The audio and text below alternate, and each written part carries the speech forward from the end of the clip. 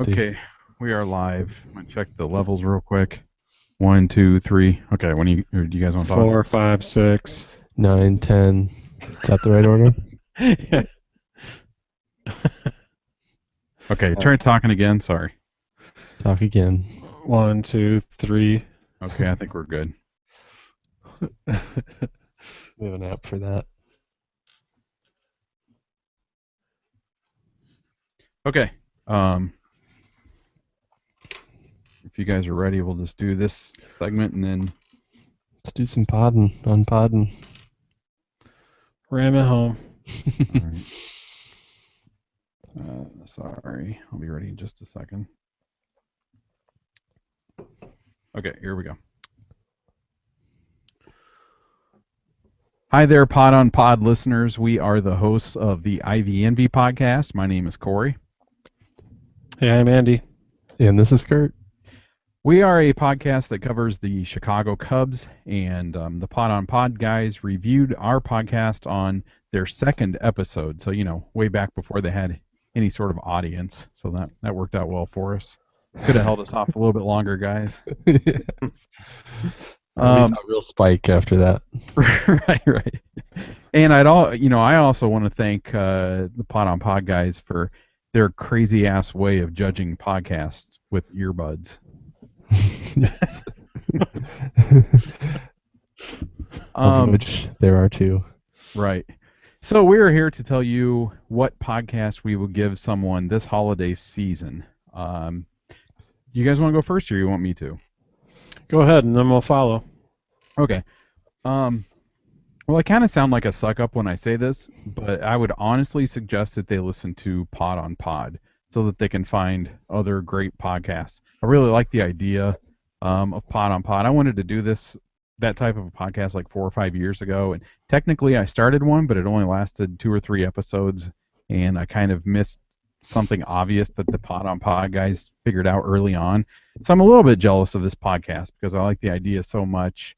But that wasn't a very good answer, so I have another one. I subscribe to a lot of podcasts. I subscribe to 98 podcasts. Corey's a podcast hoarder. Right. So it was really tough for me to narrow this down, but I think that I would give the podcast 99% Invisible, and that is hosted by Roman Mars, and it's part of PRX. So it's kind of in the vein of some of the other NPR type podcasts. Has really high production quality and really polished storytelling. And it's a podcast about design, but that's kind of a loose topic. There's a lot of things that fall under that category, I guess. And so if you were going to start, I would suggest starting with a couple of episodes. Since IVNV, we're a sports podcast, I would suggest listening to episode 127, which is on the sound of sports. So that's really interesting if you're into audio recording and sports. It's really pretty cool. And the other episode that I would suggest starting with is number 111, and that one is on the history of socks and stirrups in baseball. And as far as who I would give this gift to, it would be anyone that has a shorter commute, I guess, for work or school or whatever. Their episodes are about 20 minutes long, and a lot of podcasts are quite a bit longer. And so if you have a short commute, you would kind of have to spread that out over a day or two or something. But this is a really nice, quick, and very interesting podcast. Yeah, I would second that. In fact, I think I might have thrown that one your way, if I remember correctly. I think it is really great. But I'm a graphic designer, so I really do love it. But it covers more than that. So you guys also gave that gift to me. Thank you very much. Yeah, it's so good. But since I'm talking, I'll go ahead. And I chose a podcast called Cord Killers. It's done by Brian Brushwood and Tom Merritt. If any of you listen to the sort of Twit empire of podcasts, you may have heard them before. But it's about, cutting the cord from cable and satellite. And, it's something I did within the last couple of years, and I've loved it. And it's a little bit heavy on the tech side, but at the same time, it's also on they talk a lot about content, and I think it's good for people who are considering dropping cable, and also for people who already have, because if you already have, it gives you a lot of options for content, talks about the future of what's coming, and if you haven't, it's sort of encouraging to know that you can entertain yourself without a $100 a month plus bill in the mail. So I would go with Cord Killers, and I would give it to, like I said, kind of touched on, anybody who is considering cutting the cord, or someone who already has, and given some recent developments in the Cubs TV world, which I won't detail here, but if you want to hear it, listen to our podcast. But yeah, like, if you're considering it and you're just kind of frustrated with your cable or satellite provider, listen to this. I think you'll like it. That's cool, man. I think a lot of guys are kind of grossed out by the idea of cutting the cord, so Yeah, that's I've cool. just done it for real. That's recently. brave of you. Well, Kurt, you gifted that to me not that long ago. I just started listening to that podcast maybe about 2 weeks ago. Yeah. All right. So for me, I could go with one of my perennial favorites, which is Mike and Tom Eat Snacks, but I'm gonna go away from that for this and suggest the Hound Tall discussion series with Moshe Kasher. It is a fairly new podcast on the Nerdist Network, and how it's described on the website is it's an hour-long chat on a topic with an expert and then a panel of comedians. And so it's kind of like the comedians are interviewing the expert and commenting on what the expert says about a particular topic. And so they've only covered 4 topics so far. They've covered harems, polyamory, relationships, being brown in America, and death. And so I would recommend it to anybody who likes dark humor, in particular the death episode.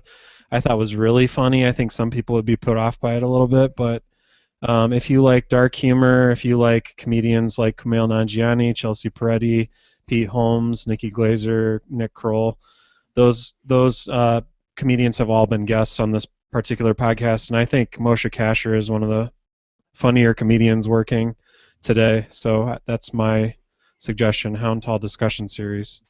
Boy, I'm glad we let Andy go last. Yeah.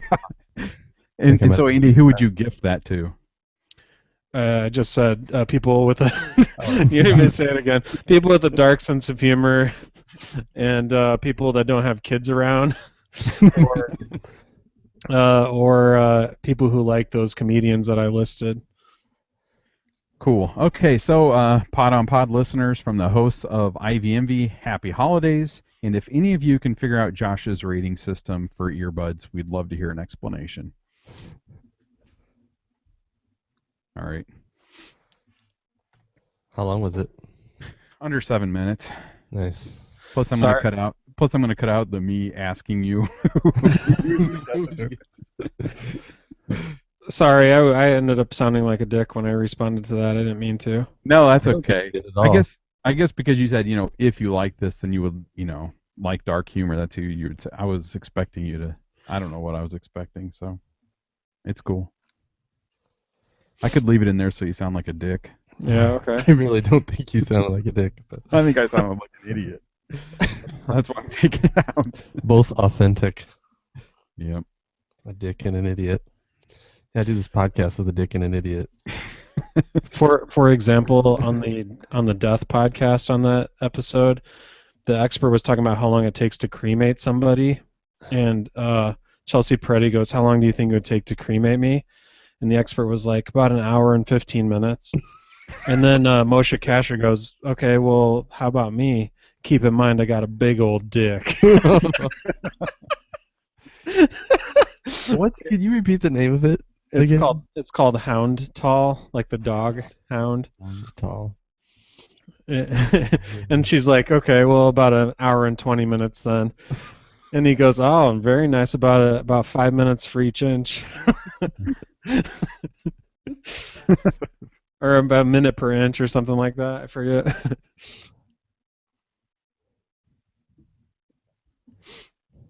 Okay.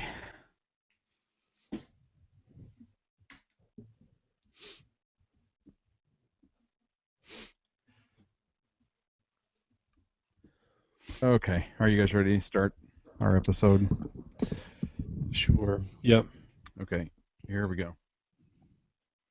Oh, sorry. Before we start, I don't have any. I'm sorry, did you say something? I was gonna say before we jump into it, I don't have any muscle flexes. I have 3 or 4. None of them are very good, but I kind of wanted to ask that before we started, just to see if I should keep looking, or if you guys both had one, or some. I do. I'm gonna find one in the process of. Okay. I'm gonna try. mine aren't really flexes. Like mine are just kind of like one is kind of a flex, and then the other one of them is just like so ridiculous. I have to read it because it's just something stupid somebody said. All right. So we It's so should much have harder a- to find them now with the way they've restructured the site, but Yeah. We should have one called what is it? S times 4 something stupid somebody said. You should bring that up here when I get to that segment. All right. All right. You All right, guys go ahead. ready? Yep. Yeah.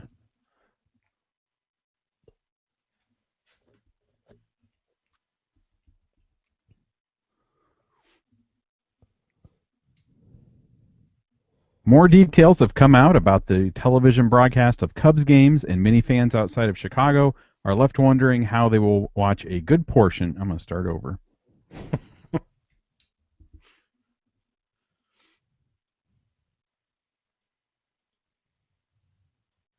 More details have come out about the television broadcast of Cubs games, and many fans outside of Chicago are left wondering how they're going to watch a good portion of Cubs games over the next few years. On this episode, we'll do our best to get you up to date with the television contracts and explain what it means to you.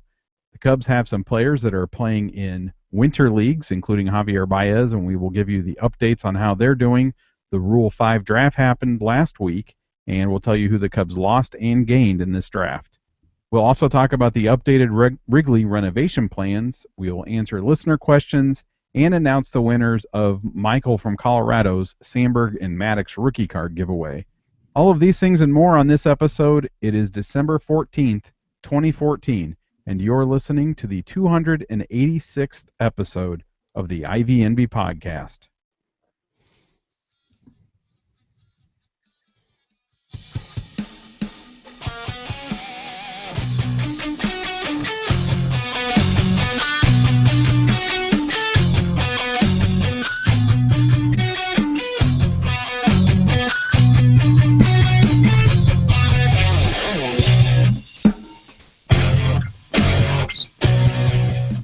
Hi, and welcome to this week's episode of the IVNB podcast.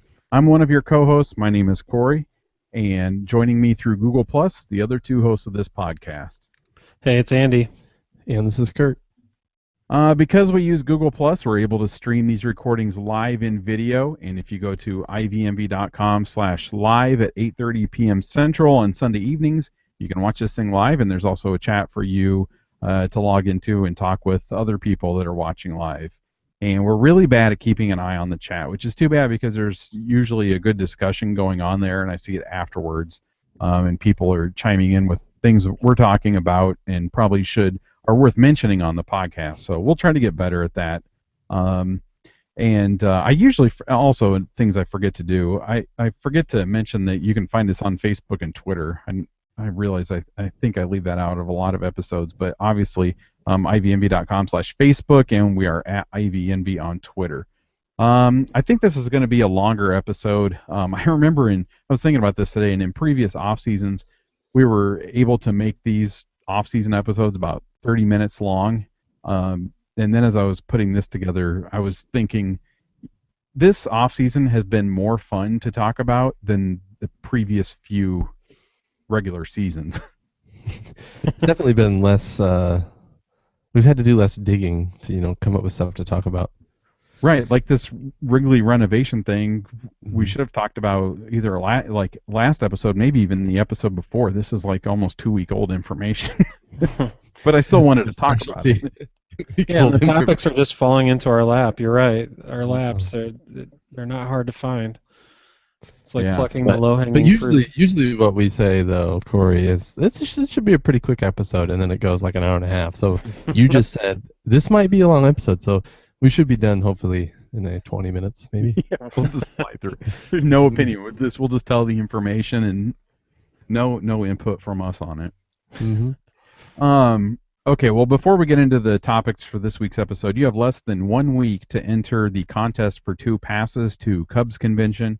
We have 2 passes to give away, and to enter to win these passes, you need to email us your answer to the following question: who would you bring with you to Cubs Convention and why? And email your response to Corey@ivmb.com, Corey.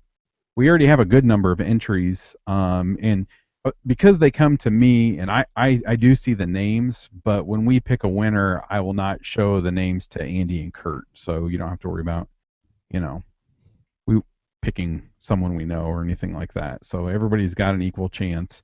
And the deadline to email these in is Saturday, this upcoming Saturday, December 20th at midnight Central Time. So on next week's episode, we'll read a few of our favorites and then read the winning entry. And thanks to the Cubs for working with us on this giveaway.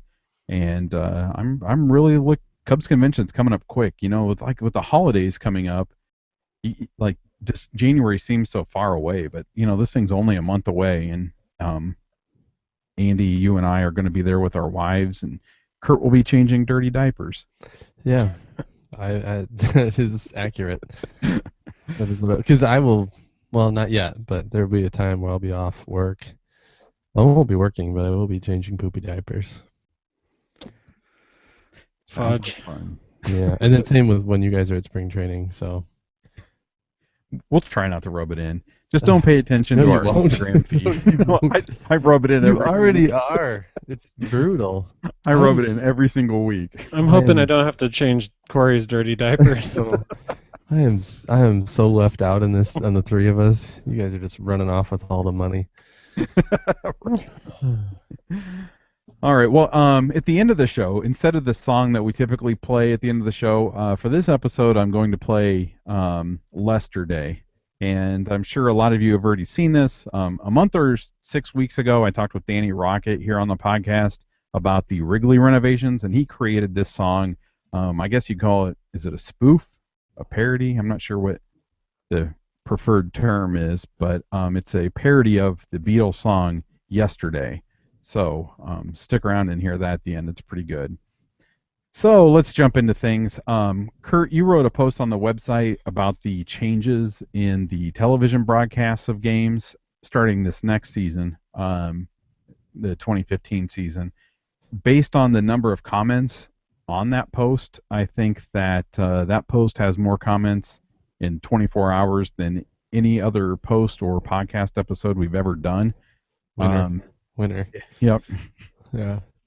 Which, by the way, if you hear things on our podcast episodes and you have opinions on those topics, please share those with us and other listeners. You can post them on our Facebook page under the status where I share the post for this episode, or you can post them directly on the website underneath that post. I think there's a lot of confusion with this issue, and I think that some people are confused why this is happening, why it's happening now, and I think there's confusion all the way down to the fact that there are 2 separate WGNs, and right. There's the over-the-air WGN 9 local in Chicago, and then there's WGN Superstation, and that's where the Cubs have been for decades.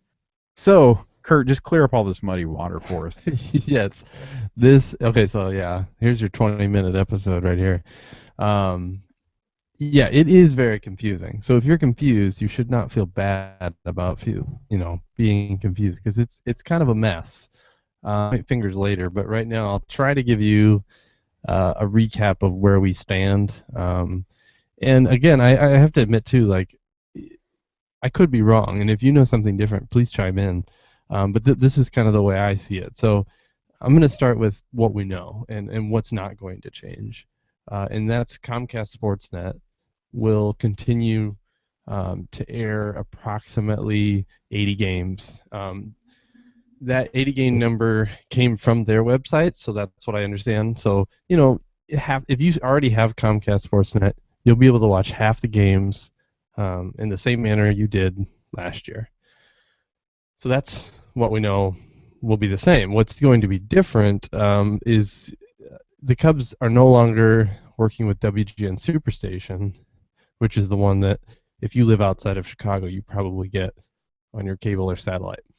Right, when you're flipping through the stations and they're not showing a Cubs game, but they're showing the New Adventures of Old Christine or How I Met Your Mother. Funniest Home Videos.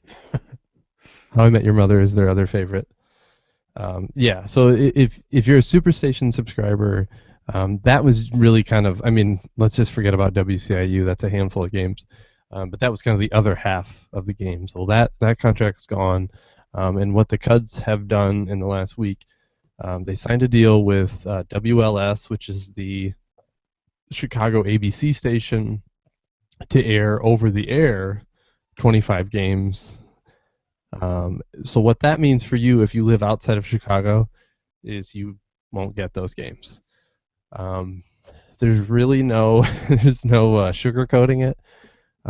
You're probably not going to get those games, and your proximity to Chicago may affect that slightly. I really have no idea if it's even a possibility, but it might get picked up by an affiliate. Like if you live in the Quad Cities, the ABC affiliate there might air that on like a 9.2 or what, I don't remember what number they are. Yeah, I think but it's the like right, the 0.2, the 0.3 channels. There's a chance, and again, we don't know the details of these contracts. So, like I wrote in the post, I would encourage you to reach out to your local ABC affiliate and ask if they're planning to air those games or if they even can. And so, with those 25 games, so we have 50 plus games still on the table that the Cubs haven't signed a deal for, and it looks like those games are going to go to WGN 9 local, which is only in Chicago, not your Superstation like we talked about. And so more than half of the Cubs games will only be available to people living in the Chicagoland area. And so that's kind of where we stand without more details coming. Excuse me. So your options are, really, you can move to Chicago, which most of us aren't going to do. And then there's MLB TV, which is going to, if you live within the blackout area, you're going to get blacked out from every Cubs game. And I live in Iowa, so I'm blacked out from the Cubs plus 5 other teams. And if you live in Illinois, you're probably Cubs. I think Cubs, Cardinals, Brewers. Right. I think those are the 3. Right. So it's really not an option unless you're willing to look. If you're sort of tech savvy, there are ways around it, and I'm not going to detail those. Like I said in the post too, I don't know the legality of all that, so I'm not going to give advice on what you should or shouldn't do in that department. But there are ways around the MLB blackout,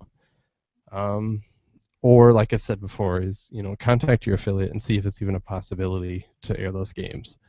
Right. But at the end of the day, this does really affect the outside of Chicago Cubs fan. Right. So before I forget, you talked about contacting your local affiliates and stuff. So so that would be, let's just use the Quad Cities as an example because that's where we're from. I know that WQAD Channel 8 has aired the WCIU games on that 8.3 station before, and yeah, that's how I watched all the WCIU games last season. Right, and so since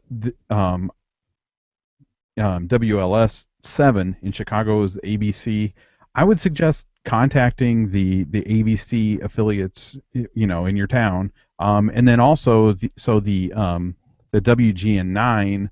That is the same, they're owned by the same group as the CW, which I think are pretty much it's in every market.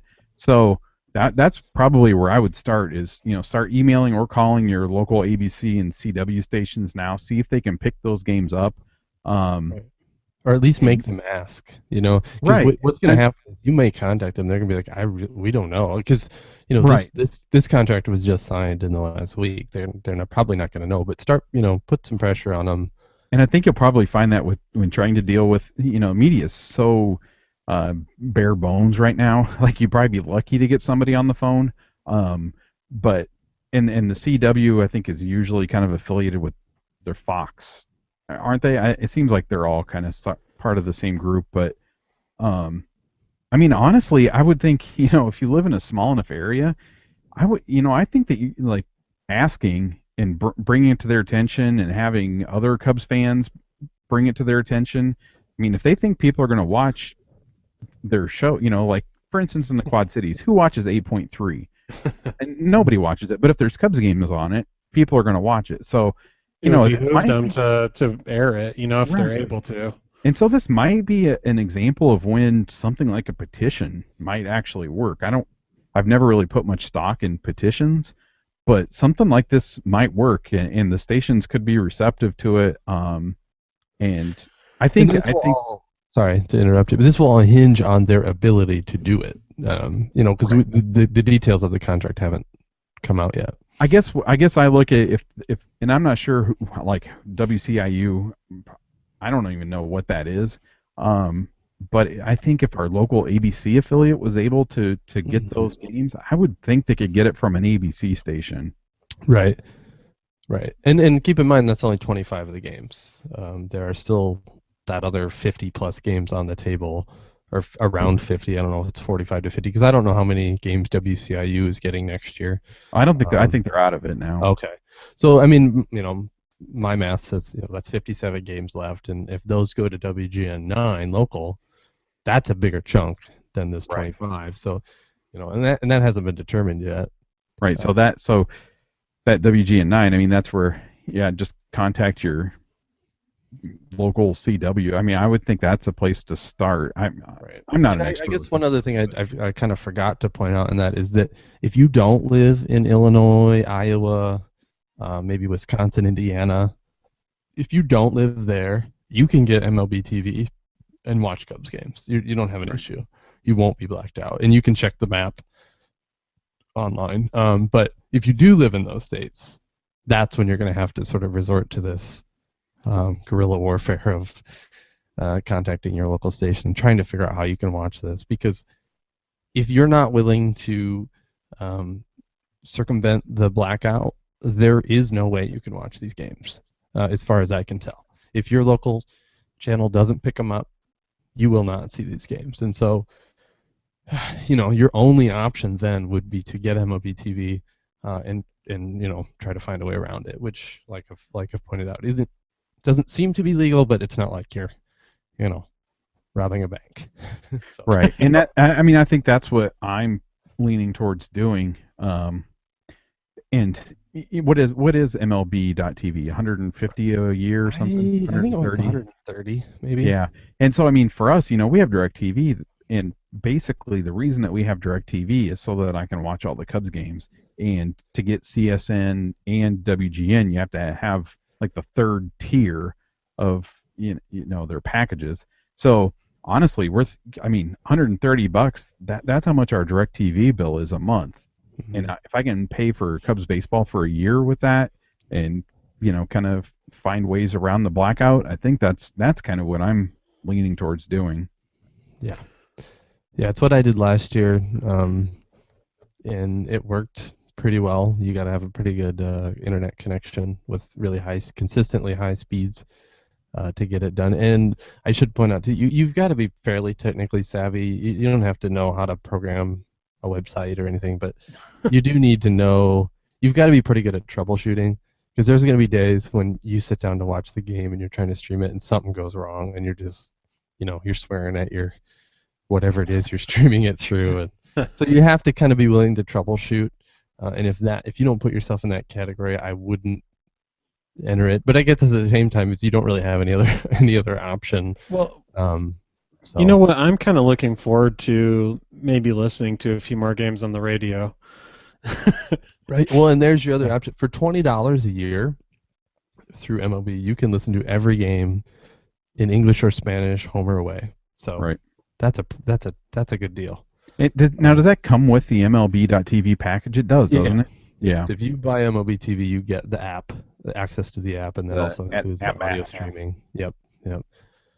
So yeah, there's still, even though there are other options. I mean, if you have to watch it on TV, this could be a rough few years. And that's kind of the other thing I pointed out, is that this is all kind of growing pains of, streaming is really pushing on traditional media, satellite and cable, and then you just have to be blind not to see that. And these are growing pains of that process of changing to a new system. But it kind of sucks that we're entering a really exciting time as a Cubs fan, and in you think about the next 5 years are kind of the 5 years, and if you don't get to watch this. Yeah, why couldn't this have happened like the last 5 years?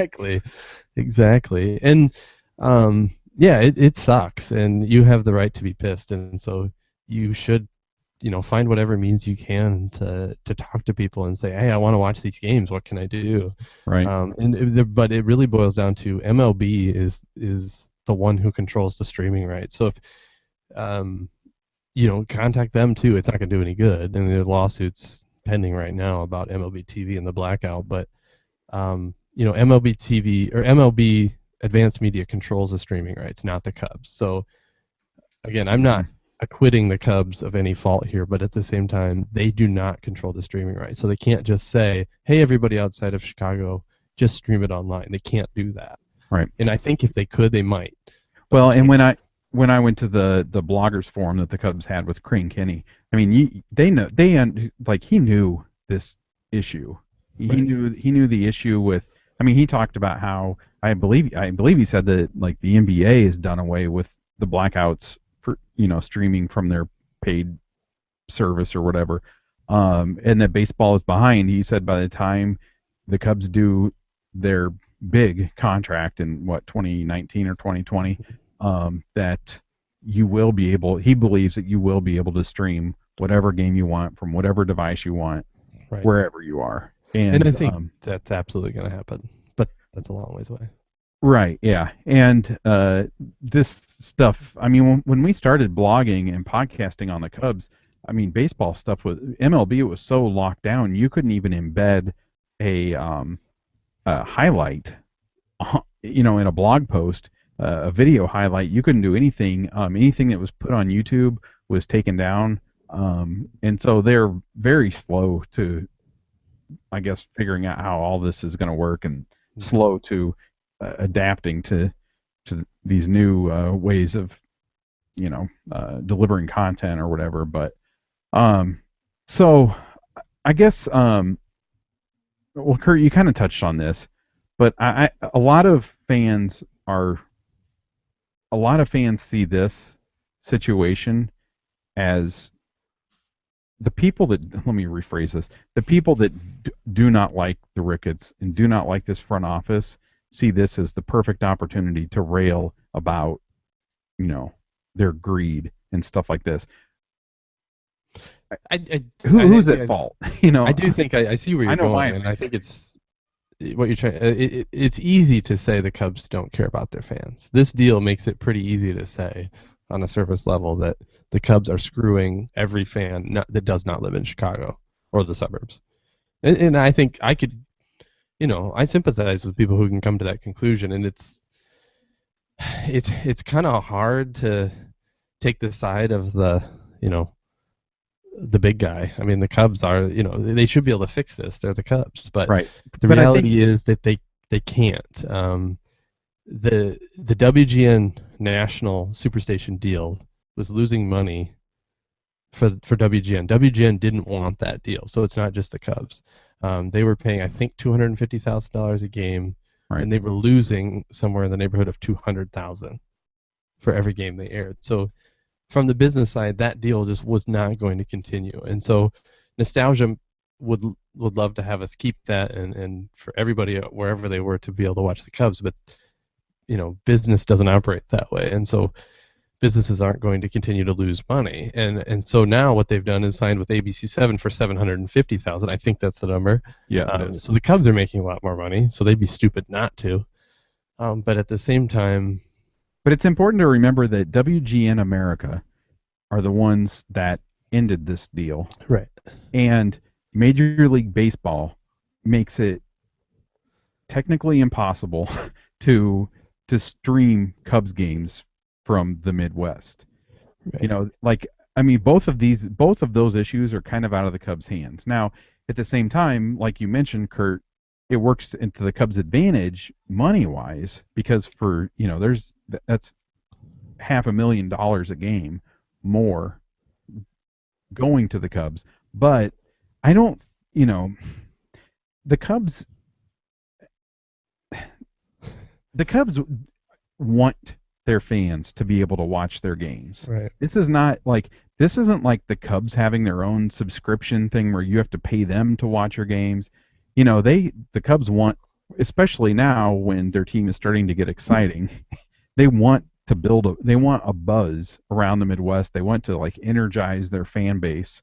And so this is not a good situation for them either right now. No, it's a really layered blame issue. You can't point to one and say it's their fault because I think you can point to MLB pretty easily. I think you can because they have the keys to a pretty easy solution. They have the keys to say, all right, everybody, go ahead and stream it. But at the same time, the Cubs had deals that with two different entities for TV broadcasting that ended at two different times. Right. And so that's what we're dealing with. So we got a deal that's done that's not going to continue. So you've got to have a stopgap for 5 years. You have to have a 5-year stopgap until through 2019. And so, there's, I guess, some blame there. I mean, they couldn't foresee these issues when they signed those deals because as long as WGN and CSN were working together, it all worked. But now that the deal's done, it's not working. So, yeah, there's some blame on the Cubs. I don't think you can take it all off them. But for the most part... But I think you can blame the Cubs for maybe not negotiating the best deals at the right times. But then again, you have to, But it's not their greed right now, No. which is what Right. I think a lot of fans want to act like. Oh, great, they're taking this away from us. Right. So yeah, these are business, and then that's what it's hard to separate business decisions from baseball decisions, but these are business decisions.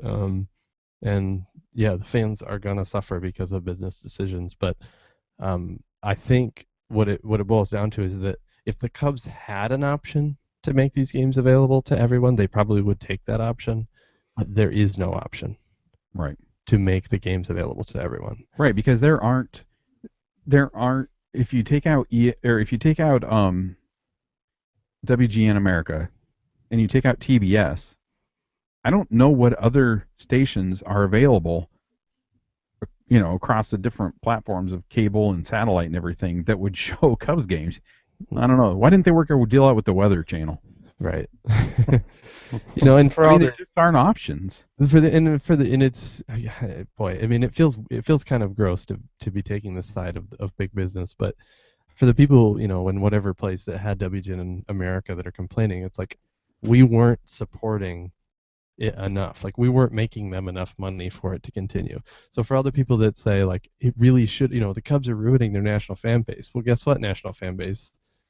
It wasn't making them any money. And that's how business works. Like it wasn't making WGN money. Right, but then in turn the Cubs, it's if a game is being broadcast nationally and it costs the cable entity $250,000 and they can't sell ads to cover $250,000, that means nobody's watching. Right. And right. as much of the diehards like us that are watching and want to say it has, why can't this continue? Well, it just can't. It's just not the the world we live in now. And enough people weren't watching to sell enough Budweiser and Pepsi ads to make it worthwhile. And that's why it ended, really. I mean, if you boil it down to the business side, it's not like the Cubs ending it because they just didn't like WGN. It just didn't make the money. And that's kind of, it sucks. I mean, there's no other way to put it. It sucks, but it has to be. Right. So. Yeah. Well, I guess we've gone quite a while on this one topic, and I think there are going to be developments in this situation, and we're going to talk about it here on the podcast. I guess because we are Quad Cities based, even though two of us don't live in the Quad Cities, this is something that like I plan to kind of if you live in the Quad Cities and you're concerned about this, get in contact with me. I'm going to reach out to ABC, WQAD, and the CW. affiliate in the Quad Cities, and so I don't know. This, like I said, this might be a situation where something like a petition would work at the local level. You know, if they think people are going to watch it, they might do it. Now the bad thing is that they're not going to. A lot of these games on these other networks, I think, will more likely be day games and weekend games, because I don't think they're going to. Well, yeah, because they're not going to want to give up their, their prime time network shows. You know what I mean? People got to watch the Vampire Diaries, you know. So, but that's where I think a lot of those night games will end up on Comcast on CSN, which works well because a lot of us aren't able to watch games during the day, but we are at night. So I do think that you will get to. I think a lot of the games you wouldn't be able to see if you work a 9-to-5 job are probably going to be on those other networks. But I don't know. That's just kind of speculation, I guess. Yeah. Sorry. Go ahead. No, I don't have a whole lot more to add. I would say if you live in Eastern Illinois, get a really good over-the-air antenna if you don't want to have cable. But for the rest of us, it's going to be. We'll have to figure it out as we go. Right, and we're going to be talking about it on here and talking about the different solutions and stuff like that, and hopefully we can. I don't know. I just want to watch my Cubs. But the reality is, you probably won't be able to watch all of them. But think about how spoiled we are. I mean, right. I was just thinking about that. Yeah. We want to watch every single game, regardless of where we live, and we want to watch all of them. Where, this wasn't a reality in the very recent past. Even if you had WGN, I mean, what are the chances you watched every single game of any team? Right. Well, can you imagine? I mean, other than radio, but I don't know if there was many like Cubs radio affiliates back then, but could you imagine like back before they were really on TV? They were available in Chicago on WGN, but like before cable, you would follow your team by reading the box scores in the morning, or going to a game. Like, you get to go to a game, and I don't know. It's just so crazy to think about how you're right. We actually have a really pretty, even if we're not able to watch all these games, we still have a pretty good setup, I guess. First world problems, I guess. Yeah. Okay, so this is kind of a related topic.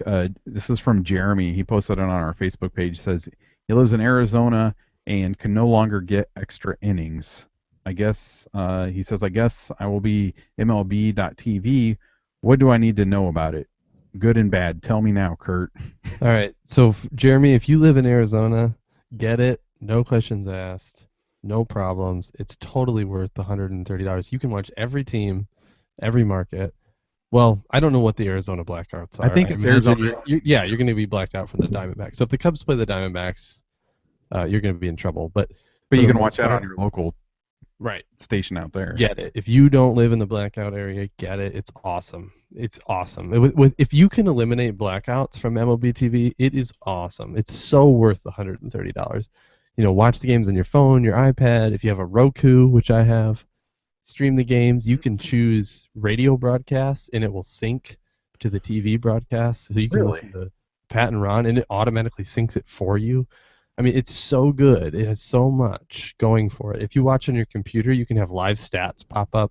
You can have multiple games going. It's amazing if you can eliminate the blackout. But you're also saying you need fast internet. Right. If you have consistent, if you have 10 megabits a second download consistently, like not peaking up and down, you should be okay. I think they'd probably tell you it's like in the 6 to 7 range, but I have like 25, 26, and it's pretty solid. I don't get any interruptions. Once in a while I have like a reload, a buffering, but that's rare. If you're still hearing "Welcome, you got mail," then it's probably not when you log on. It's probably not for you. If you got a CD in the mail with like 250 free hours of internet, not for you. But yeah, you live in Arizona, you should be good to go. Just get MLB TV. You don't have to have any blackout workaround or anything. You can just go for it. Yeah. Well, while we're on the topic of broadcasts and stuff, the situation with the radio broadcast is a lot more clear at this point You'll probably remember that the Cubs WGN radio contract ended this year. And I'm bringing this up because I had a discussion on Twitter about the radio stuff today with Justin, who lives in the Peoria area. So the Cubs will now be on the CBS radio affiliate WBBM. If you live downstate, WBBM's signal isn't quite as strong this direction. It's not as strong as WGN's was. And I don't know, I would guess if you live 2 or 3 hours or more outside of Chicago, you probably won't be able to pick up WBBM.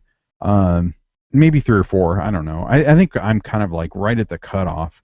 But if so, again, well, as I mentioned, there are most areas of Illinois and Iowa, parts of Indiana are covered by local affiliates that are in the Chicago Cubs radio network. So if you're in the Quad Cities, you probably listen to the Cubs on 1170 rather than 720 because it just came in better. It's 96.5 in Peoria that plays the Cubs games, and there are local affiliates all over. And my understanding is the broadcast with those affiliates will not change. So I can't, if you don't live in Chicago, I can't really see the impact of this change from WGN radio to WBBM. And I think in Chicago, your only change is going to be that you have to turn it to a different. You might have to change your preset, I guess, your favorite. Or if you don't live in Chicago and you do have access to internet, right, or a smartphone or something like that, get the MLB audio, not the TV, but the audio. That's $20 for the whole year. You get every game, every team. Right. I mean, I can pick the Cubs up on multiple stations where I live. I still subscribe to that. Yep. Just so I can, that way I don't have to try to find like a Walkman or something to walk around with. I can just plug it into my phone. It works a lot better. Yeah, and that's a good value. I mean, for $20 to get it all, you get it in Spanish, in English, whatever you want. Yeah. All right. Well, like I said, I'm sure we're gonna come back to this topic over the next couple months. So in the meantime, let's talk about real baseball. The winter leagues have started up. There is an Australian baseball league, the Dominican Winter League, the Mexican Pacific League, and the Puerto Rican League, and the Venezuelan Winter League. And the purpose of these different leagues basically is to keep the development of players continuing. So Andy, what Cubs players are participating in these leagues, and how are they doing? Well, first let me start by saying I'm not going to go through the entire list because it turns out there are about 21 players in total. I would like to know how each of them are doing, Andy. Full stat line.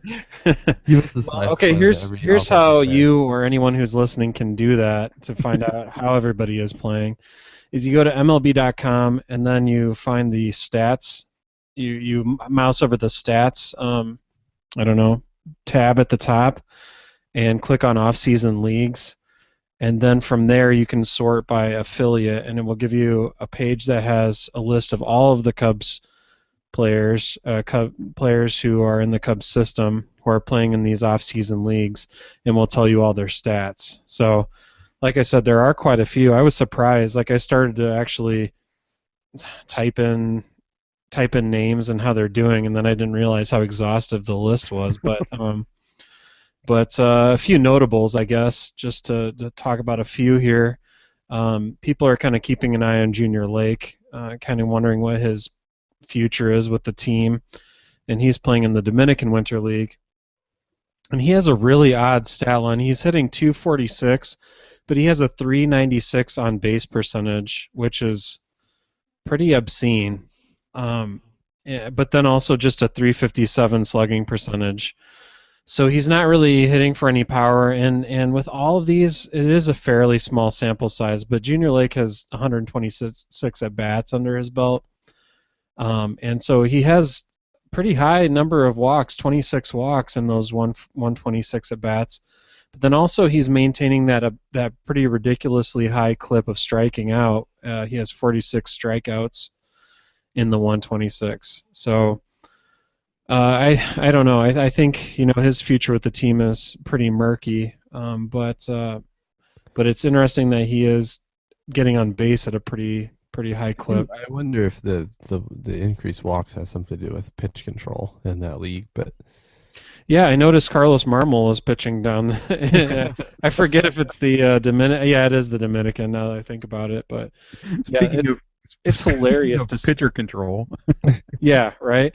It's hilarious to see some of the names that are pitching, that are just playing in general down there. I mean, Zambrano's playing in Venezuela, wow. but Isn't Manny playing? yeah, Manny's league? playing. Manny's playing too. He's hitting fairly well also, but yeah. So To there's celebrate it, guys. Celebrate. I'm wearing my Mannywood shirt. So that's Lake. You have Arizmendi Alcantara playing down there, and he's playing really well. His slash line is 317 average, 379 on base, and 517 slugging. So he's playing well in all facets, basically. Valbuena's playing in Venezuela, and he's not playing very particularly well, but he only has 42 at bats. So, I don't know how much credence you can give to these numbers, but he's hitting 238 and with a 304 on base percentage, which seems really low for him. So I found that on base percentage for Valbuena to be kind of notable. Javier Baez is playing in Puerto Rico. He only has 11 at bats, but he's off to a torrid start. He's hitting 364 in 11 at bats, and it's not even worth. I don't know if it has today's stats, but I think today, I know he hit 1 home run, and I think he went 2 for 4 with 2 strikeouts. Okay. But he still has 6 strikeouts in those 11 at bats, as far as my numbers are concerned. I don't know if that includes today, but Christian Villanueva also kind of a guy we're wondering how he fits in the future. He's we know that he's a good defensive third baseman, but he's hitting for some power down there. He's hitting 242. But he has, in 124 at-bats, he has 7 homers and 17 RBIs. So I'm kind of interested to keep an eye on him and see how he fits in with the future of this team, especially with Chris Bryant looming on the horizon. I guess other than that, a lot of the names are other just kind of lower-level players. One guy worth noting too, I guess, is Joe Ortiz. As far as pitchers, he was picked up on waivers, and he probably will be in the mix for a bullpen position.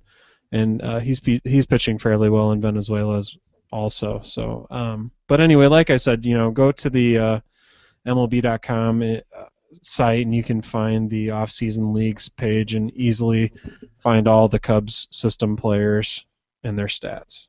Right. So. Sorry, I just have one more sort of follow-up question. Did it say, or have you read anywhere, and I don't know the answer to this question, but like the winter leagues, do they sort of equate to a minor league level? I mean, is this like single A? Are we talking rookie ball? I mean, I kind of wonder that. Yeah. I don't know if anybody sort of evaluates that, but yeah, I think it's a strange mix, honestly. I mean, like I said, these guys are seeing pitching, from MLB vets who are just, I don't know, maybe hoping, keeping sharp for one or two more seasons in the bigs, or guys that aren't even planning on playing in the big leagues anymore. Like Zambrano perhaps, or Carlos Marmol. But then you have all these system players too, so younger players, guys like the Cubs have guys all the way from from the low minors, talking about like Daytona, Myrtle Beach, and all the way up to guys who have played for Iowa, like Jeffrey Antigua. So it's kind of it's a really strange mix. And so I think if you were to just say, it's like summer camp, only winter camp. Right. So if you were to say how it all like kind of averages out, I would imagine it probably equates to a AA or AAA level, AA or AAA level play. Yeah. The one thing that's I guess the player I'm most interested in, Junior Lake obviously, but also Baez, of course. I think it's kind of interesting that the Cubs' new hitting coach, John Maley, is in Puerto Rico working with Baez. So if you've forgotten, he is a new hitting coach. Came from the Houston Astros.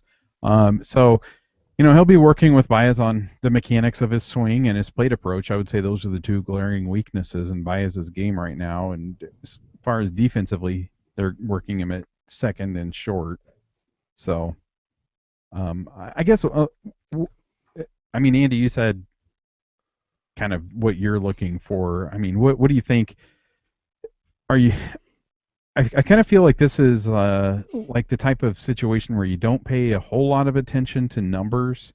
I think like I'm interested to know like I guess, man, I'm stumbling all over the place here. What I'm trying to say. It's a good time to note your drug intake. I'm on a lot of drugs right now.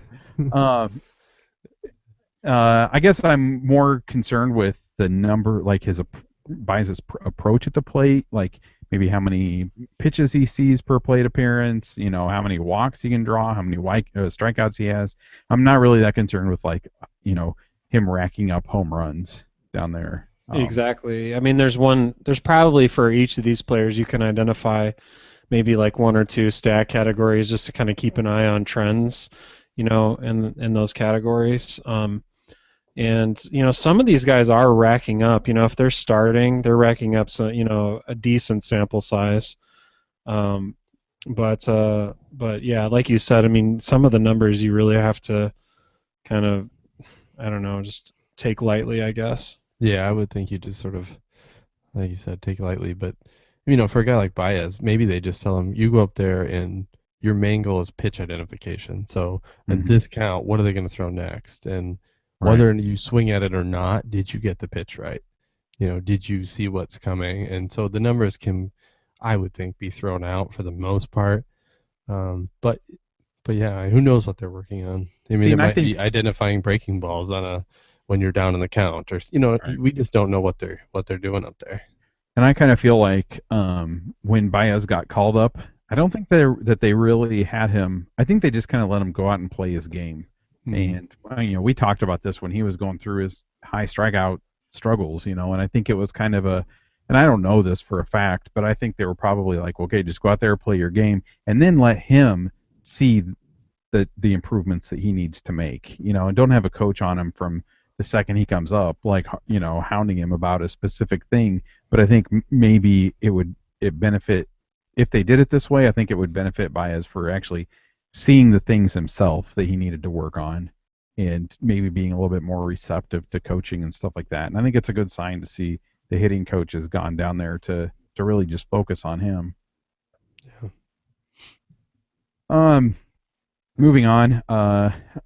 This issue was on our agenda last week, but we didn't get to it because of the Lester signing, and that's the updates with the Wrigley renovations. At the bloggers forum there with the Cubs, we learned that the outfield bleachers will probably not be done for opening day, and now we're learning about some changes in plans. And it's December, guys. I'm kind of hoping this is the last we hear about plan changes on the construction that's underway right now and needs to be completed in 4 months.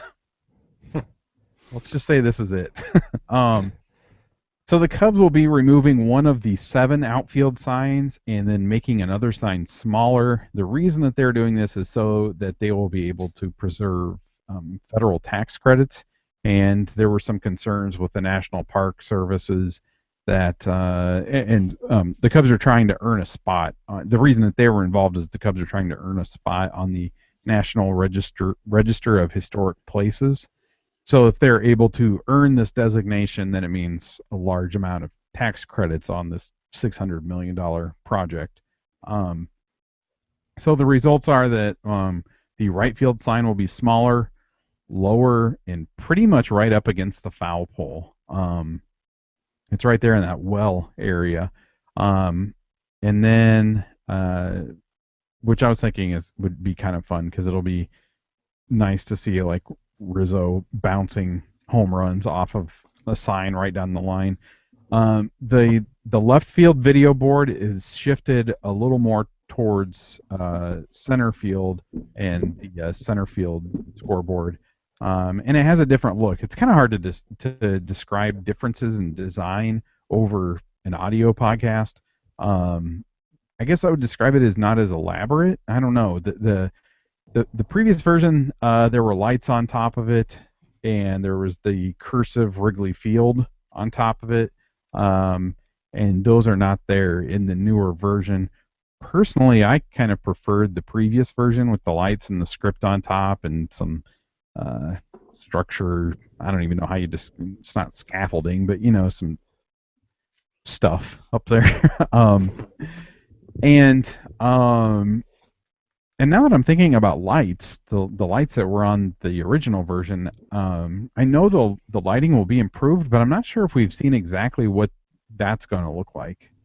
But anyway, so yeah, that's kind of the latest in the ever evolving renovations. I really just don't want any more changes to the out. I don't know. I don't think it makes me wonder how much different this whole project is going to look.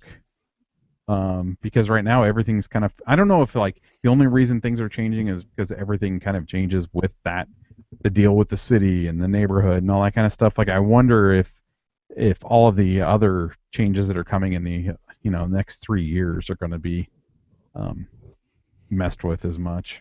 I would think so. I mean, if it's this hard to get through the bleachers unchanged and a couple of signs, like, because I think the plans for the main grandstand area are pretty extensive too. So yeah, if you're just talking about the bleachers and it's changing, the other stuff is gonna morph as we go too. Yeah. So that's what's going on with the renovations. In the month of November, a listener, Michael from Colorado, he was doing the Movember thing to benefit an organization, Voices for Peru, which serves underprivileged kids in Peru. He did something special for IVMV listeners, and any listener that donated $10 had their name in a drawing for some Cubs baseball cards, including a Sandberg rookie card and a Maddox rookie card. And your name was in once for every $10 you gave. So he had those two cards, and then he brought a variety of other Cubs cards that were given out. And I was able to meet Michael for this little drawing thing. We met for lunch, and it's the first time I'd met Michael, obviously, because he lives in Colorado, but he was in town in the Quad Cities for a family thing. So it was nice to finally meet him, and the two of us and one of his friends did the drawing. So here are the results. Andy, you don't know who you've won yet, right? I don't know what. You don't know what cards you won. No, I don't. Okay, so I won a Derek Lee card and a Lee Smith card. And Andy, you won. Nice little duo here, Ron Say and Ted Lilly. Yes. Oh, yeah. What's funny is like when he goes, okay, this one's for Andy, and I was sticking my hand in to pull the card out, and he goes, there's a Lily in there. It'd be awesome if Andy got Ted Lilly. I pulled it out. There it was. Bam. Destiny. And now I can have him sign it at Cubs convention. Yes. That's all I've been thinking about is seeing Ted at Cubs convention. That's all It's just 24/7. Just I'm gonna see Ted. Oh man, what about Dempster? No, Ted. Bob from the UK, he won a Kerry Wood card and then a 68 RBI leaders card. Wow. Ooh. Yeah. Wow, So what's then- shipping to the UK for a couple of baseball cards? Well, Bob said to hold on to it and that we would exchange when we, I guess, meet up for a Cubs game and a beer. Oh man, Yeah. that should be awesome. Dawn, she won the Ryan Sandberg rookie card. Oh wow, And- she's a winner. She wins all kinds of stuff. I know. Before we drew names, I said I predict that Dawn will win because it feels like she wins just about everything. Right. She won the Javier Baez Iowa Cubs shirt, and it feels like she won something else. Yeah, she had won something just previous to that, Yeah. just recently before the But- shirt. She deserves it. She's such a Yeah. good part of the community and Right. quite sure. the contributor to just a lot of things that we do. So Yeah. Absolutely. And then the winner of the Greg Maddox rookie card was Danny Rocket. nice. Previously mentioned Danny Rocket. So, yeah. So that was thanks to those of you that donated money to Michael for this cause. We did Movember last year, decided not to do it this year, and so it was cool that he did it, and we were able to help him out and give him some money to help some kids in Peru that could use the help. Okay, so let's look at some listener questions. Although, actually, before I do that, I got an email. Remember a few episodes ago, I said something about the international listeners and wondering how they got into the Cubs and how they became Cubs fans from different parts of the world. And I got an email from James. I believe he's in the UK, and he said that he became a Cubs fan because of Uncle Buck, which I thought was awesome. Oh, John Candy. I love Oh that man, guy. I love that movie. All right, so listener questions here. Doug, contributor to the site, he says, "What are some Christmas traditions for the IVMV crew? Any Cub related?" And he said that he has a Cubs ornament that goes near the top of the tree every year. I really don't have any. This is a really awesome question, but I Yeah. really don't have any.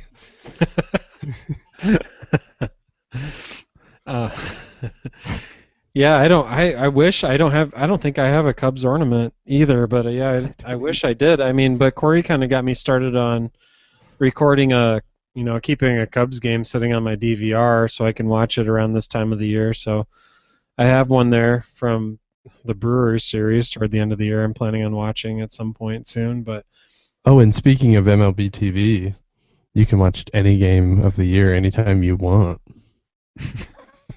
Oh yeah, Just that's like, cool. you don't need DVR because you can watch whatever you want whenever you want.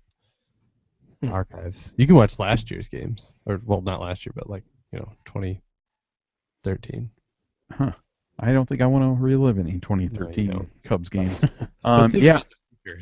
I have some Cubs ornaments. I think my mom gave them to me last year. They're like the Nutcracker figures, but they're wearing Cubs stuff. Um, I think the only like Cubs related Christmas tradition really is that when my family gets together, we talk about the Cubs. My mom and my aunt and my uncle are all in my cousins, and they're big Cubs fans. So um, I guess that's the only way that really the Cubs work their way into my Christmas traditions. After Notre Dame has been exhausted, the Cubs creep into conversation. Um, let's see. Well, Jeremy asked another question about you talking about MLB TV, but I think we kind of covered that already. Josh says, assuming the Cubs stick to the plan and add a veteran outfielder as well as veteran arms to the bullpen, what are realistic expectations for 2015 in your opinion? So, I don't know if we talked about expectations last year after adding Lester, but based on what the team is right now, and if they were to add a veteran outfielder and a veteran arm to the bullpen, what do you think? Well, my guess is I would put them at like 80, 85 wins and creeping into wild card contention. And I guess, boy, this is hard. Well, it's hard because so many of the players that we're counting on to get them to that spot are players we haven't seen play for the team yet, and or play a full season. right. I mean, like every single person that would carry the load, other than Rizzo and Castro, we're just unsure about. So And I think it's okay to like. I think wild card contention would be pretty exciting. I mean, you consider where they finished last year. Wild card contention's pretty good. So I don't know. Don't expect them to win the division, but I think it's okay to expect them to be over 500. Yeah. Andy, what about you? Yeah, same thing. I mean, I think if everything kind of falls in line and everything goes according to plan, they're within striking distance of making the playoffs toward the end of the season. But we've said that in the past, and there's always injuries and things like that kind of derail their momentum. And so I see them playing over 500 ball for sure. I think that's just kind of my prediction.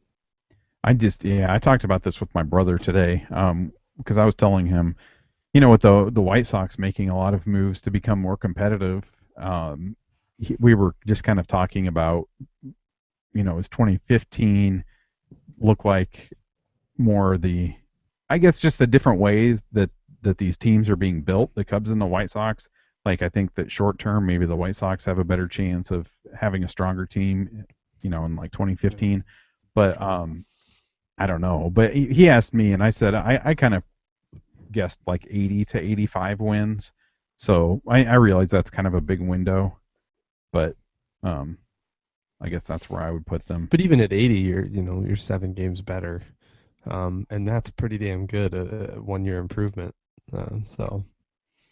Yeah. Dawn, previously mentioned Dawn, she says, assuming we keep Travis Wood, and I'd love to know your opinions on that. What do you think our 5-man rotation looks like? Who is the 5th starter? And what happens to the rest of them? The bullpen? We have a lot of starting options right now.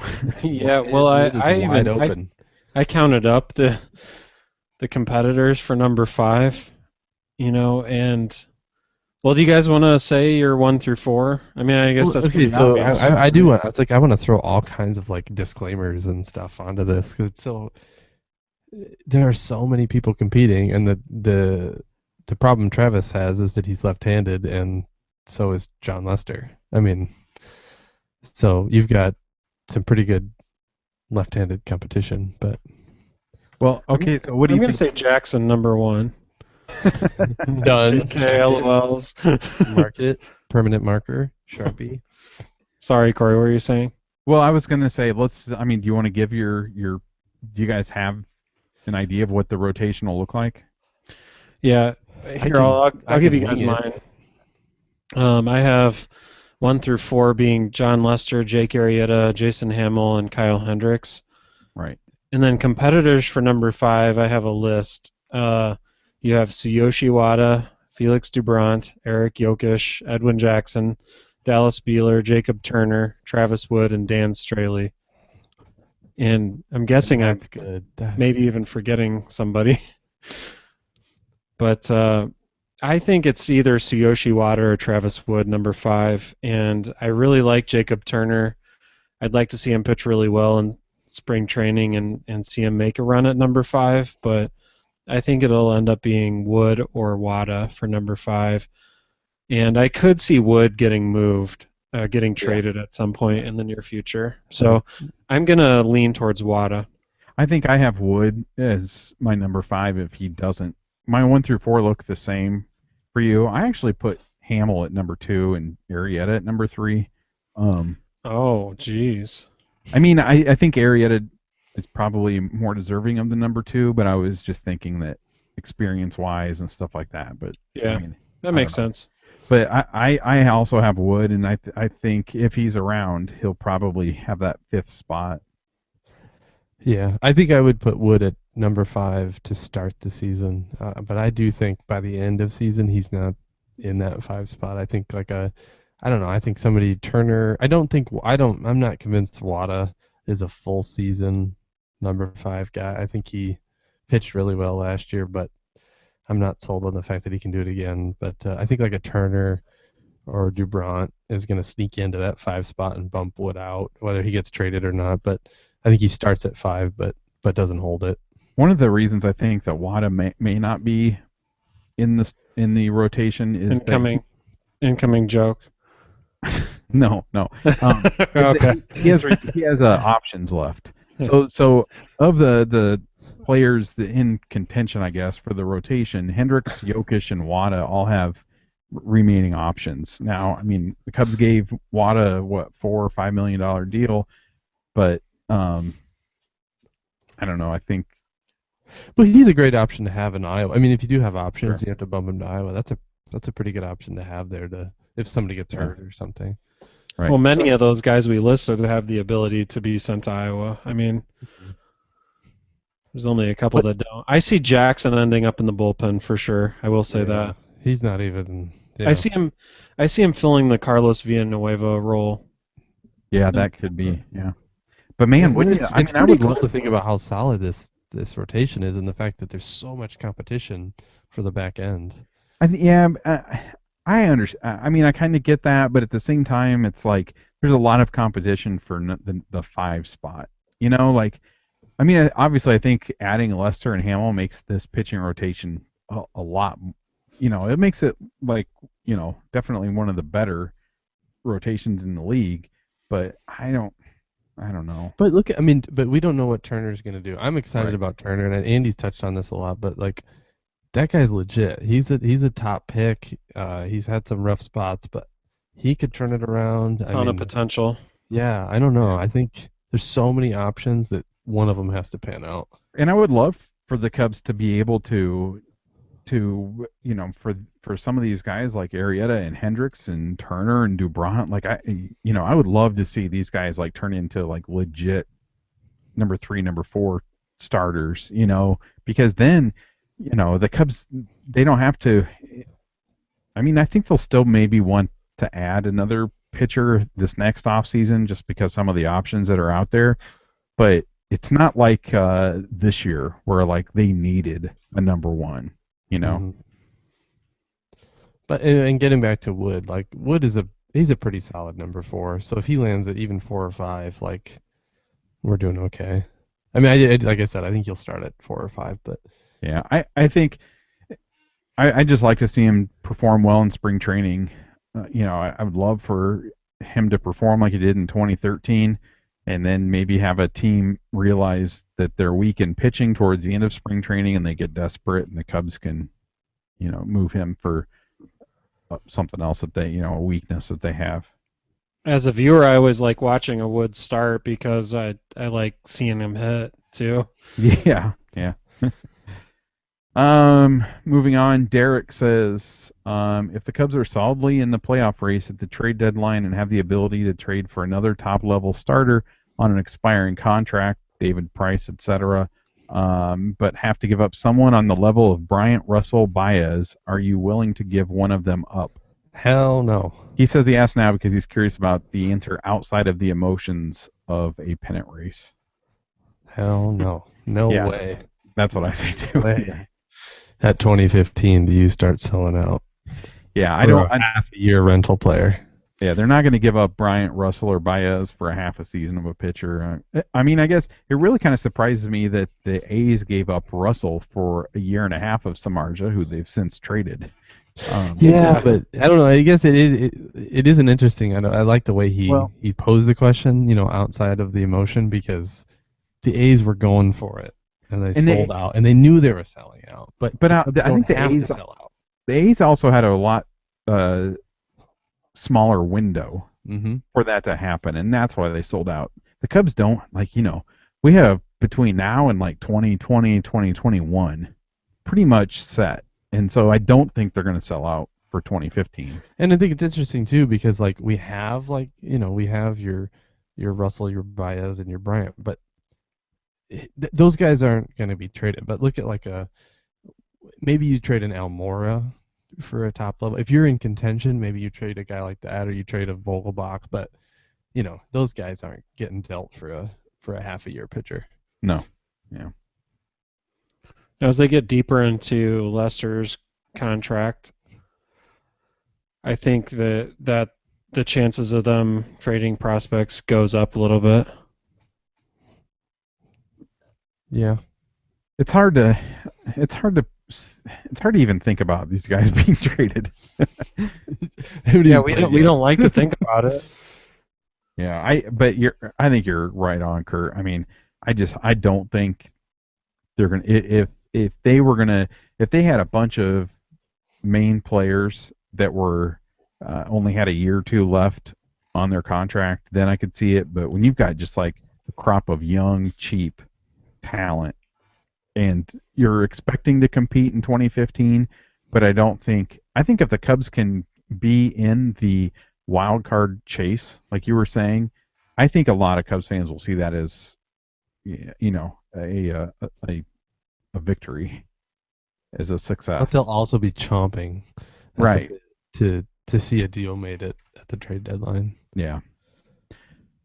But I don't think it's those three that you move. Jamie says,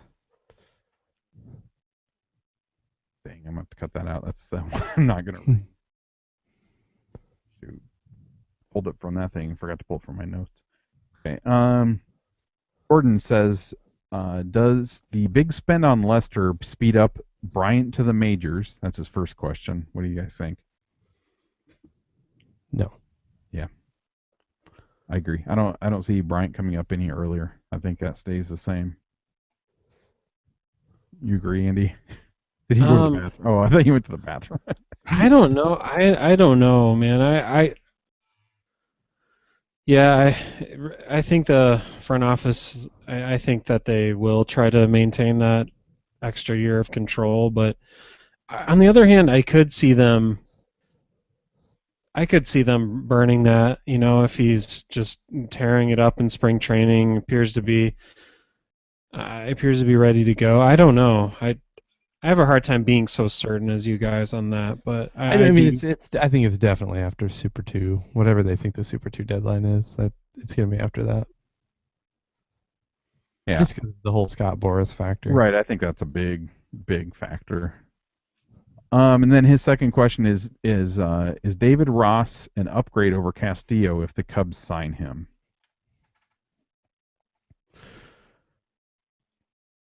Go ahead. I don't think so, honestly. I mean, Ross is, what is he, 37? I think he's let me see. Yeah, he's 30. According to BaseballReference.com, he's 37.270 years old. I was just going to say, he's 37.270. He's a little bit older than me. Yeah, he's not an upgrade. I think he's just a typical backup catcher, and basically the Cubs have two starter quality catchers in Montero and Castillo, and so I think if they can get it, I would assume they've got to be shopping Castillo, and if that's the case, then they'll probably sign Ross as their backup. Right, like if they're going to get a killer deal on Castillo, then yeah, sure, but if not, I mean, hang on to Castillo, and they already have their veteran catcher in Montero, so there's no sense in adding, having two grizzled veterans. Well, I just think there's no point in having two starters. So if they can get something for Castillo, then they take it, because imagine if like Schwarber comes up in 2 years and you've got three catchers. I don't know. I kind of don't think Castillo will be with the Cubs come opening day. Really? I don't know. I kind of do. I do. No, me? Yeah. I do. I think you're going to see some platooning, some lefty-righty platooning, and I do too. And they'll move him later, but it won't be before this season. Yeah, I suppose. I mean, there's no rush, I guess, if they can just wait until a team needs a catcher. Yeah. Tim says, I'm currently living in East Tennessee, so the school I work for is full of Braves and Reds fans, which is terrible. He says it's nauseating. The day after the Lester signing, I started getting you guys are buying a team comments. One horse's ass pokes his head into my room and yells, "Oh, I don't have it. Oh, shoot. It cut off. Go Yankees." It says go. Okay, you're going to have to read the rest of his. All right, I'll read the rest of it. Yeah, I'll start with one horse's ass pokes his head into my room and yells, "Go Yankees," because he sees some sort of delusional parallel. It's in jest, of course, because these are my friends. Apparently, these are my friends, apparently. My question is, do you think if the Cubs start winning and spending more money, our public identity will go from lovable losers to spurned victors like the Yankees? Let's hope so. My initial reaction to this is kind of like when the Red Sox won for the first time in 03 or 04 in forever. I think that the overall sentiment will be people will be happy for the Cubs. I think so too. Yeah, I think it's absolutely nuts for them to sign one big name free agent in like years since Soriano, and somebody says that they're like the Yankees and they're just buying a team. I mean, right. I wouldn't let that get to you too much, Tim, because I mean, man, you got to be a certain level of dumb to think that. Or at least ignorant of what's going on. That Right, and fans of other teams may or may not know. They probably don't know what's going in the Cubs minor league system, or maybe they've just heard of it. So yeah, I would they reply with, in who is the other person that the other big money guy that they went out and bought. or reply with what's the number one farm system in baseball right now? Right, right, and that's like I'm not. I think that if the Cubs, if this thing plays out like we want it to play out, I am completely fine with other fans in baseball hating us if we've won 3 championships in 4 years. Like, that will not bother me a bit. But I think that people will also look at it because the Cubs aren't, even 2-3 years down the road, they're set with a lot of positions. They're not going, because of the way they did this, they're not going to have to go out and buy big free agents like the Yankees have to, because we have such a strong system. And so I think that a lot of fans, I hate the fact that the Cardinals are like perennially in the World Series and the playoffs and everything. But at the same time, it's like, well, they did it the right way. I guess, you hear a lot of people say that, but they did it the cheaper way. They did it the homegrown way. A lot of their players, and then they fill in when, they bring in, Jason Hayward. Yeah. That was even through a trade. Yeah. So, I don't know. I don't know what to tell you, Tim. I think they're just pushing your buttons. Yep. Listen, let's take it from a Notre Dame fan. People like to just push your buttons. Corey's used to being hated, so he's looking forward to being hated even more. Yes. Benjamin says, do you guys ever think about what, if anything, would satisfy the Cubs fans that flex their internet muscles? I don't know. I don't think anything would, really. Well, I think the Cubs are just like this thing just falling flat on their face. If none of these prospects worked out, then I think that would satisfy them. Because it's becoming increasingly clear that nothing will satisfy some people. Right. Yeah. Like after what recent developments, it's like I was thinking, okay, well now finally, just even the most steadfast doubters will come around, and it's not the case in some instances. But isn't it kind of amazing? Like, if you watch baseball, like, why the hell else do you watch baseball other than it's kind of fun? Like, that's why we do this podcast. That's why we talk about baseball. If you can watch baseball and there's zero fun in it, what the hell are you doing? Go do something else. Well, that's what I can't figure out. No offense to any of our listeners out there that are active on like Cubs.com, but in going through it to try to find internet muscle flexes, I think, man, these dudes are just wasting their lives away arguing like on the internet. Like, is there nothing better to? Watch the History Channel or something. I don't know. Watch some documentaries. Do something.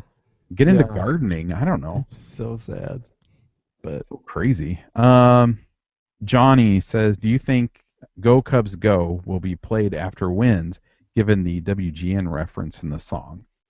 I kind of think it will. I hope it's not.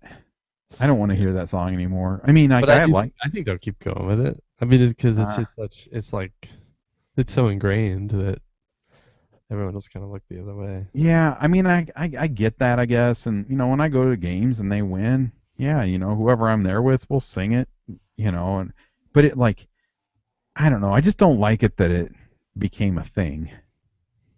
And then I guess, I don't know. It is what it is, I guess. But it worked well. It was really fun when the Cubs were really good in 07 and 08, and they started doing that. But over these past 5 years, I don't know, it's kind of pathetic to celebrate a win. But I don't know. I would be perfectly fine with seeing that disappear. But I guess I would say I don't know. For the people at the ballpark, it is kind of fun, like you said. So if it can just be that, that's okay. It doesn't have to be anything more than that. And I don't think they will. I think if they tried to change it to take WGN out of that song, it would be so weird. It would be the most awkward thing because people would still sing WGN, and I don't know. I can't see them trying to change the lyrics of it. But yeah. All right. Well, before we get into thanks to everybody that sent in those questions. I ask for questions usually on Sunday mornings. I'll post on our Facebook page, but you can email them to me Corey at IVMV.com, or tweet them to us at any point, and we'll include them in the episode. Before we get to our internet muscle flexes, you've still got some time to do your holiday shopping, and if you do any shopping on Amazon, don't forget to go through our site, ivmb.com, and click on the Amazon link on the side of the page. Amazon gives us a percentage of your purchase, and it doesn't cost you anything extra. And thanks to everybody that's been shopping on Amazon through our site. It helps a lot, and we really appreciate it. So, Andy, Kurt, you said you didn't have a internet muscle. I found one. Oh, So, okay. yes, I do. Yeah, I have one now too. Okay. I have 3. So how about no? I have 4. How about Mine is kind of nice as it's like an epiphany. Okay. Why don't you go ahead? All right, so it's not really like a flex. It does not fit in the traditional someone flexing on someone else, but it's kind of funny. But somebody just randomly posted on one of the John Lester articles, and they said, "Does anyone ever wonder if any of these players ever read our comments and think, 'Dang, is that really what these people think of me?' I highly doubt they do, and if they do, they probably don't care." Like, no shit. Like, you think that they're sitting around reading these Cubs.com and thinking, "Whoa, these people don't like me." Wait, they called me Ed Lose. Oh man! All right, Andy, go ahead with yours. All right.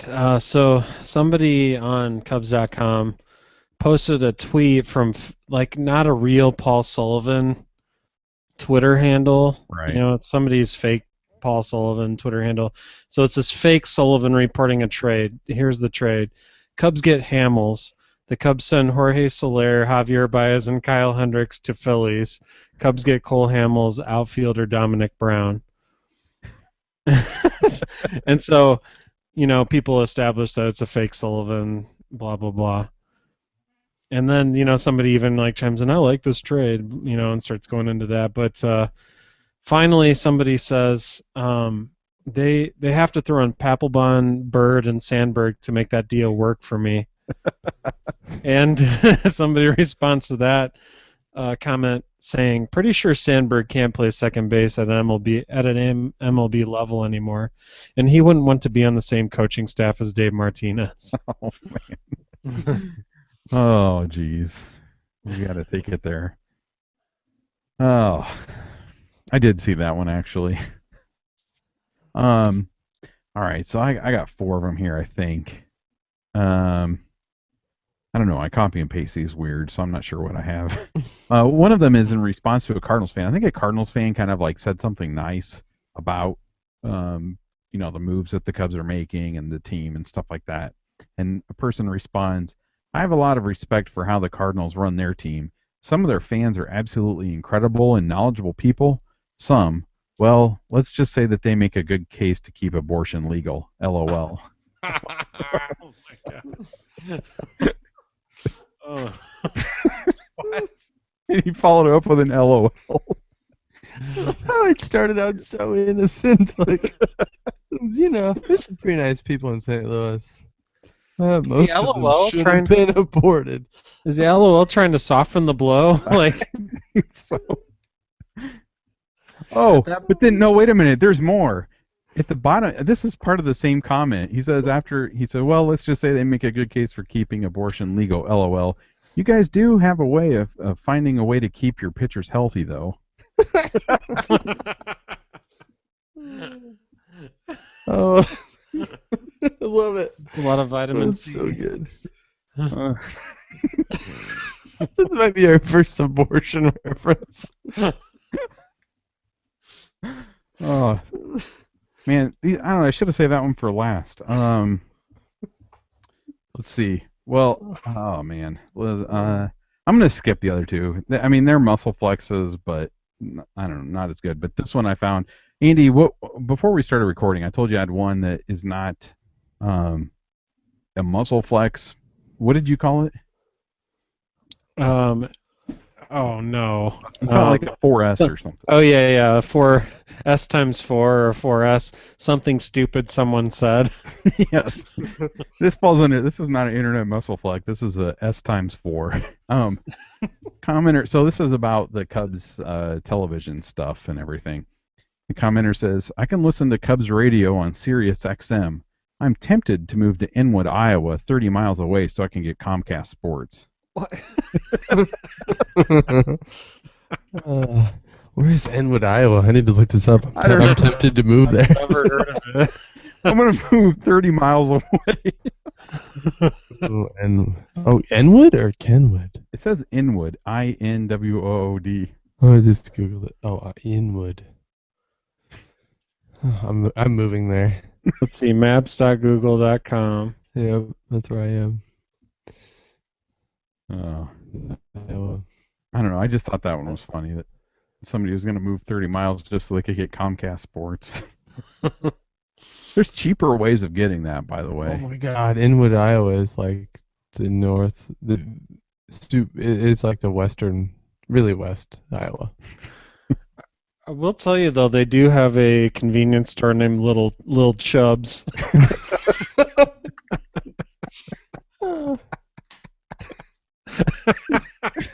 It shows up on Google Maps, Little Chubs. Inwood, Iowa. I'm doing Street View in Inwood, Iowa right now. This would make for like we should have a separate podcast where we just like Google things and laugh about it. I'm walking down Main Street in Inwood. That's how awesome the internet is. All right. Well, that does it for this week's episode. This episode was brought to you by the Hall of Fame level contributors to our Patreon campaign: Jeremy Dallas from Australia, Dave, Charles, Andrew, Jane, Tony, Shane, and Michael from Colorado.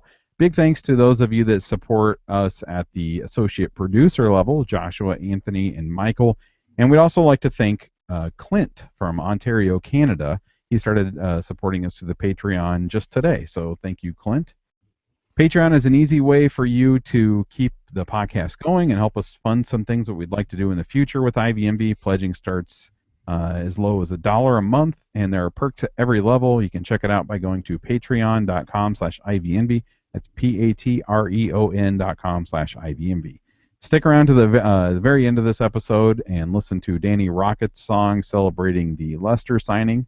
And thanks for downloading and listening. Thanks to those of you that watched us live tonight. And until next Sunday evening, go Cubs. Cool. Yep, that was a long one. We skipped the Rule 5 draft. Oh, we did. Which is probably fine. Shoot. Oh, well. I think that's okay. Yeah, we had a lot to. That was an hour and 25 minutes. I don't prefer it's not that long. Oh, and since we're done, I'll go ahead and go over to the chat. Yeah, you'll check the chat, and they're all exclaiming something that they're saying. Oh, finally, you check us. You can get a Little Chubs Big Rewards card. I'm on their Facebook. That should be a giveaway on our next on the next podcast. A Little Chubs reward card. Oh shit! You know, do you think the episode title should be Lil Chubs? Yes. Yeah, I do. Is it Lil? Lil? L-I-L, and then an apostrophe, and then space Chubs. Apostrophe S, like it belongs to Chubs. Little Chubs Corner Stop. I don't know. You guys think I should be the episode title? I do. I think it should be Little Chubs. Little Chubs. Inwood Little Chubs. Yeah, it needs to have. Because it's close to Cubs too, so it's amazing. Oh man. All right. Well, I'm gonna get this thing edited and put up, and I was hoping I could finish Ready Player One tonight, but I don't think I'm gonna get it finished. This is funny. You texted me. You didn't tell me this was a WoW nerd. It totally is. Yeah. Oh, yeah, it is. I had no idea, but it kind of made me like I'm reading it, and I'm like, man, I want to play these kind of games. Little Chubs Corner Stop. It's a pretty good book. I like it. So Yeah, I got thought it was entertaining. It's not like really good literature or anything, but it's just an entertaining read. Yeah, I'm like I think my Kindle app tells me I have 2 hours left to read it. So It's not bad. nope. What do you have hours left to read something? Like you checked it out or something? No, because it tells you when on the Kindle app it tells you how much Based time. on Corey's reading speed. Oh, right. Okay, sorry. I thought you like had rented it or something. No. So I read that. I might try to. Did you suggest reading Treasure Island? Yeah. I think Hell I yeah, might do it. dude. Hell yeah, it's awesome. Is it? I love it. Is that free? I don't I'm think pretty so. sure it's in public domain, isn't it? Oh, I don't know. I looked Well, at if it. you go to like, there's were like different. whole store of free books, like free books. Where? Right on the site, it's all like public domain stuff. Free books collection at the Kindle store. Oh, Yeah. just through You just- Amazon. You yeah. just go to Amazon and search Yeah. it. It's just all stuff that's old enough to be in public domain. So Oh. if you go to has Amazon, to be free. It has to be free. just Google. Let's see here.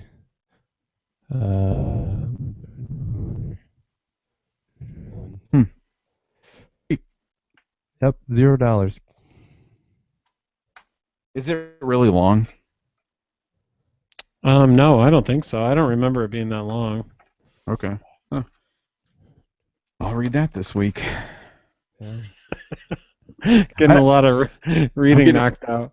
Yeah, I'm doing a lot of reading right now because I'm just sitting on the couch. Oh man. It Yeah, wrote there's a me off for ton. work Like there's this a ton week. of old classic novels on for free. I should try to read Moby Dick again. I hated it when I read it in Mm. college, but It's so long. I Just hated read it. something else. I like it, but it's so damn long. A lot of All right, rules guys, I'm and gonna go. stuff. All right. All right, guys, enjoy. All right, we'll see you later. Later. Bye.